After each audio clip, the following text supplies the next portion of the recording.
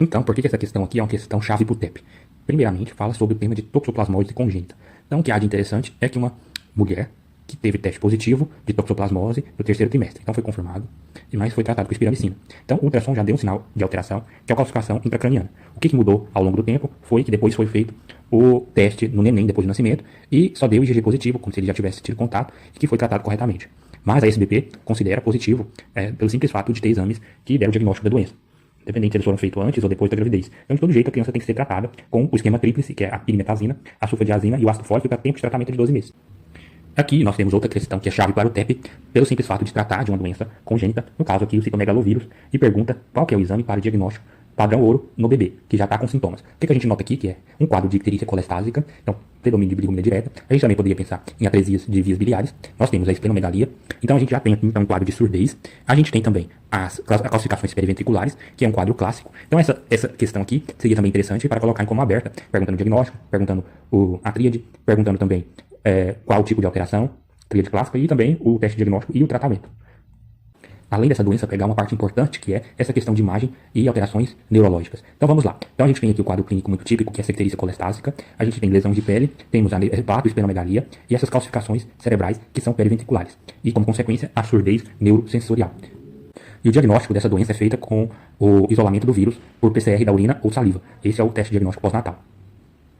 E o quadro grave tem que ser tratado ou pode ser tratado com a droga de escolha, que é o ganciclovir, na dose de 12 mg por quilo. Às vezes vocês não vão pedir essa dose, mas às vezes é bom saber, né? Mas o tempo de tratamento de 6 semanas é bem importante para ser lembrado. E tem esse valganciclovir também, que pode ser feito por 6 semanas, segundo a SBP. Então aqui nós temos outra questão importante, pois trata do tema de pneumonia, e sobre esse tema aqui que a gente tem que falar, que nesse aspecto é os principais agentes, tá? Geralmente a gente vai ter aqui, ó, para elucidar o caso, esses aqui, estrepto do grupo B no período neonatal. Depois disso o vírus toma conta.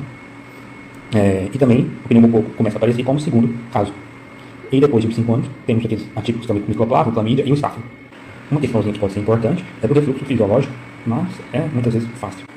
Então, aqui nós temos uma questão muito mal elaborada, que mostra um RN prematuro de 35 semanas, sem fator de risco, mas está com uma icterícia de zona 3. Então, a icterícia neonatal é um tema importante para o TEP.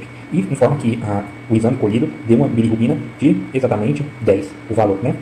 E não ofereceu-nos tabela para a gente poder avaliar e perguntou quais seriam as condutas, se deveria iniciar a fototerapia, se deveria repetir o exame em 48 horas. Então essa questão acaba sendo importante do que não deve ser feito. Em relação ao exame de bilirrubina, em questão hospitalar, tem que ser repetido o mais breve possível, de 12 a 24 horas. E também junto com a reavaliação clínica, se está se estendendo aquela bilirrubina. Em 10, geralmente a gente não pensaria de base para fazer uma fototerapia. Geralmente os valores fisiológicos em prematuros é até maior do que os não prematuros, então esse valor chega a 15. Porém, em termos, a gente não deve ultrapassar 12 ou 13 pensando em icterícia fisiológica, tá? Se você manda para casa um paciente com icterícia, ele deve ser reavaliado em 72 horas em um posto de saúde, 48 ou 72 horas, tá? E o que mais que a gente poderia pensar? É mais isso, né? Por exclusão, acabou sendo essa fototerapia. E questão de repetir a bilirrubina, teria que ser o mais breve possível no ambiente hospitalar. É isso que tem que revisar. Então, aqui a gente tem uma questão que fala de tetrafalogia, falou. E é uma questão chave pelo simples fato de ser uma das cardiopatias mais cobradas. Além do tema de cardiopatia ser muito importante. Então, ela é uma doença que é fluxo pulmonar canal dependente. Tem aqui o mnemônico. Aqui tem a CIV, né, a hipertrofia do VD, a estenose pulmonar. Ela é uma cardiopatia cianogênica de hipofluxo pulmonar. Como ela é de hipofluxo pulmonar, esse fluxo é dependente do canal arterial intraventricular. Questão que trata em relação ao teste do pezinho, que é 4 horas, ou 4H. Em 4 horas tenho 2 festas, por isso estou de boa. Hipotiroidismo, hiperplasia, hemoglobinas, hemocistenúria, 2 festas, fibrose cística e fenilcetonúria, estou de boa. É biotinidase e toxoplasmose. Então, aqui nós temos uma questão muito importante para a gente poder diferenciar a mononucleose e a escarlatina, certo? O que a gente vai ter de característica é a língua inflamboesa, Filatov e pástia. Então, a palidez perioral, língua sabugarosa ou inflamboesa, pástia e Filatov. Esse exantema acentuado nas pregas poplíteas e região cubital é o sinal de pástia, certo? E em relação à mononucleose infecciosa, além da linfonodomegalia, a gente ainda tem a hepatomegalia associada e o racho cutâneo. Uma questão importante para o TEP sobre a pressão arterial em criança. Ela deve ser feita no mínimo uma vez ao ano, depois dos 3 anos de idade. Então a criança de 20 dias não tem necessidade de aferir a pressão.